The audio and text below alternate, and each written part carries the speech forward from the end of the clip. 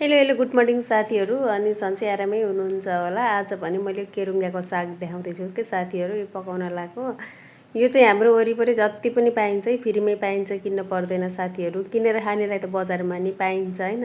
हाम्रो वरिपरि चाहिँ जति पनि छ म आफै टिपेर अनि केलाई पारेर चाहिँ यहाँ पकाउन लाग्छु। मिठो पनि असाध्यै मिठो हुन्छ।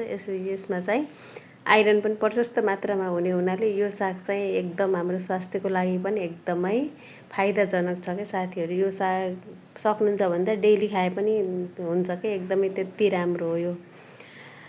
अनि त्यसपछि साथीहरू अब यो पनि पार्ट छुट्याइदिन्छ होला मेरो फेसबुकले। मलाई यो चाहिँ एकदमै झ्याउ लागेको छ। यो म यसको यो कसरी यो प्रब्लम आयो भनेर म सल्भ गर्न सकेकै छैन साथीहरू। यसो जान्नेले भनिदिनु न हजुरहरू, खै कता हराउनु भयो। म पनि हिजो पनि यो भिडियो बनाएको थिएँ, हजुरहरू खै कता जानुभयो। कसैले पनि कमेन्ट केही पनि गर्नुभएको छैन। जान्नेले चाहिँ भनिदिनु होला।